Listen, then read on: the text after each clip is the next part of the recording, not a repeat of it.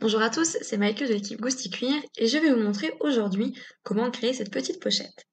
Elle offre de la place pour toutes les choses importantes que vous voulez avoir avec vous lorsque vous voyagez ou lorsque vous sortez le soir. Pour cela, vous aurez donc besoin d'un morceau de cuir assez robuste, une règle, d'un cutter, d'un crayon pour dessiner, de fil à coudre, d'aiguilles, de griffes à frapper, d'un maillet, d'un fil en cuir assez épais et de différents accessoires pour les œillets et les boutons pression. Cette pochette à porter autour du cou se compose de 3 parties, une avant et une arrière de 12 par 15 cm et le rabat de 12 par 8 cm. Vous pouvez alors dessiner ces 3 parties et les couper au cutter. Je vais maintenant couper les coins inférieurs du sac car je trouve que c'est plus joli, mais cela reste une option bien sûr. Donc pour cela, je vais utiliser la bobine de fil comme modèle, mais vous pouvez utiliser un verre ou toute autre chose. Faites attention de couper que les coins inférieurs des différentes parties de la pochette.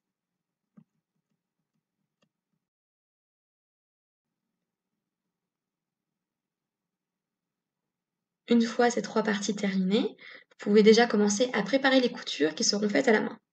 Donc je vais coudre le rabat à la partie arrière du sac. Avec un écart de 2,5 cm, je fais une petite marque et j'assemble les deux parties,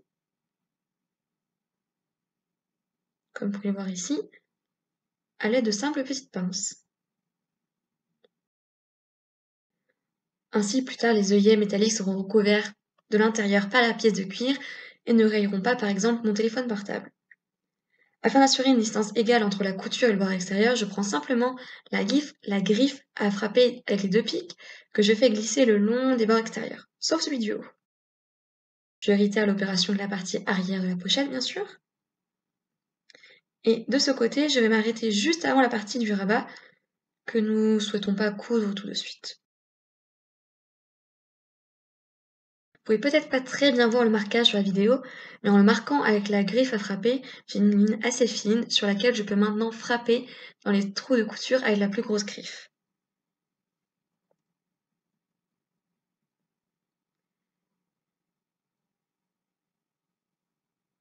J'ai maintenant passé des coups sur tous les trous de couture avec le maillet et je marque maintenant les 2 points où je veux placer mes œillets. Donc je le fais avant de coudre les parties ensemble. La position exacte de l'œillet dépend de vous. Je l'ai positionné à 1,5 cm du haut et 2,5 cm des côtés. Une fois les marquages effectués, je vais effectuer un trou avec le poinçon.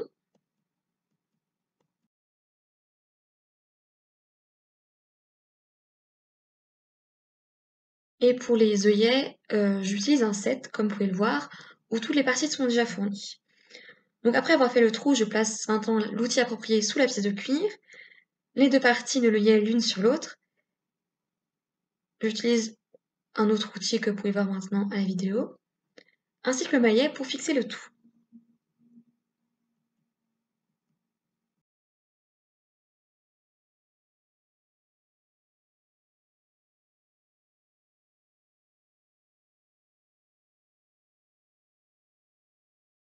Je répète bien sûr la même opération de l'autre côté avec le deuxième œillet.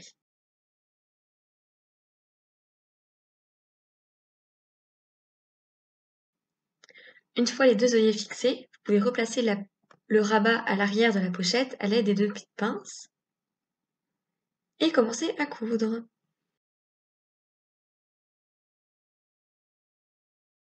Je vais d'abord coudre le rabat à la partie arrière, puis coudre l'avant et l'arrière ensemble.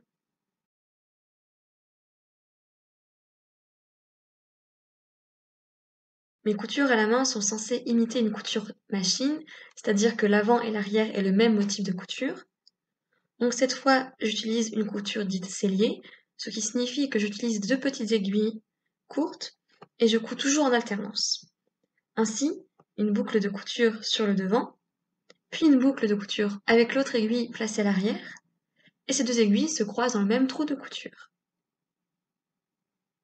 Donc ainsi, l'aiguille placée à l'arrière va coudre la prochaine boucle de couture à l'avant, et celle de devant va passer à l'arrière et coudre la boucle de derrière.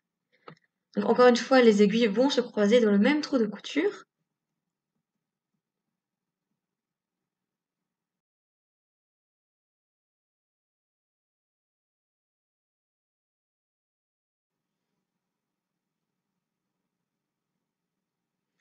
C'est donc pour cela qu'il faut faire également attention à ne pas endommager le fil lorsque vous passez dans le même trou de couture.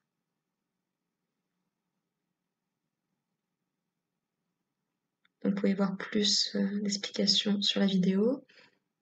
Lorsqu'on a passé une aiguille, on passe l'autre de l'autre côté. Toutes les coutures sont maintenant faites, il ne me reste plus qu'à fixer le bouton pression. Pour cela, je vous invite à aller voir une autre vidéo où je vous ai déjà montré cette opération, le lien est dans la barre d'information. Je marque ainsi le milieu du rabat et je fais un trou avec la pince à poisson revolver. Ainsi, je peux facilement transférer le marquage de la partie inférieure du bouton pression de l'autre côté et on perce à nouveau au niveau du marquage. On peut maintenant fixer les parties supérieures et inférieures du bouton pression. Donc, j'utilise encore une fois un set pour le bouton pression où tout est déjà inclus et je n'ai besoin que d'un maillet pour fixer le tout ensemble. Comme vous pouvez le voir ici même.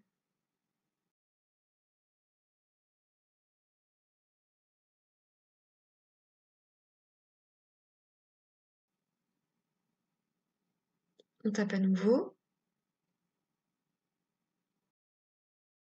Voilà, votre pochette est maintenant presque prête. Il ne vous reste plus qu'à enfiler le fil de cuir. Vous pouvez bien sûr varier la longueur de la pochette en déplaçant simplement le nœud qui sera placé à l'intérieur du petit sac. Voilà, votre pochette de cou est totalement finie et prête pour toutes vos prochaines sorties. Nous espérons que cette vidéo vous a plu et qu'elle vous aura donné envie de créer votre propre pochette. À bientôt!